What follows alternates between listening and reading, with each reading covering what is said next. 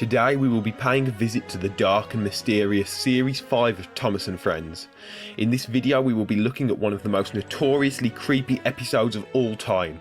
Hello, you're watching Can You See Fish, and today we'll be looking at Stepney Gets Lost. Stepney Gets Lost is the 13th episode of the 5th series of Thomas & Friends. It was written by both Britt Allcroft and David Mitton and was narrated by Michael Angelis in the UK and Alec Baldwin in the US. Here's the story. The Fat Controller sends Stepney to work with Mavis and Toby at Farquhar Quarry. He works hard and is asked if he would like to deliver a nighttime special to some workmen.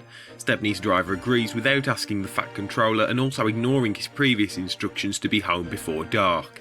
Toby and Mavis warn Stepney to take care as it can get foggy on the old lines. He delivers the goods and then heads home but can't see very well in the mist. Distracted by the rather creepy surroundings, neither Stepney nor his crew realise that they have gone down the wrong line. They stop in an unknown area to wait for the fog to clear. Upon it rising, Stepney realises that they are in fact in the scrapyard. His driver and fireman go to find help, leaving the Bluebell engine undefended. Before long, Stepney meets two diesels named Harry and Bert. Harry states that this time Stepney will be scrapped and orders Bert to shunt him to the smelting shed. Once there, they leave him under a large claw that lowers towards him. Luckily, the Fat Controller just so happened to be inspecting the yard and saves Stepney from scrap for a second time. Stepney returns home feeling very relieved and the episode ends. So what's notable about Stepney Gets Lost? Well, this episode marks the first appearances of Iron, Harry and Bert. As well as this episode marks Stepney's last speaking role in an episode to date, although that is only in the UK dub. It also marks Boko's last appearance to date, although he barely appears and is only seen in stock footage. What makes this episode so good? Well, like so many classic series episodes, the story is quite simple, but the execution of it makes it, in my opinion, not only one of the best Series 5 episodes, but also one of the best of all time. The scenes at night look so creepy due to the excellent special effects such as the fog and the use of lighting to create shadows.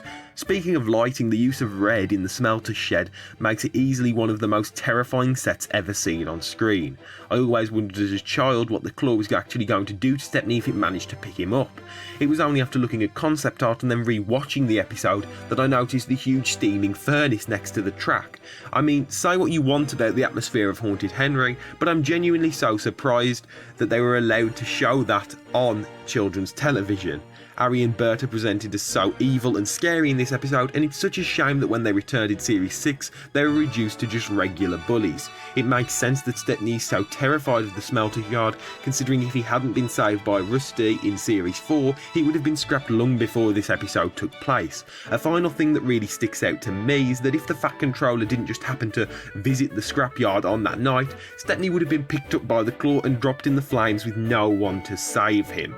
To me, this episode is easily a 10 out of 10. The spooky atmosphere is Series 5 at its very best, and the choice of character was well decided and makes a lot of sense. You've been watching Can You See Fish, and until next time, goodbye.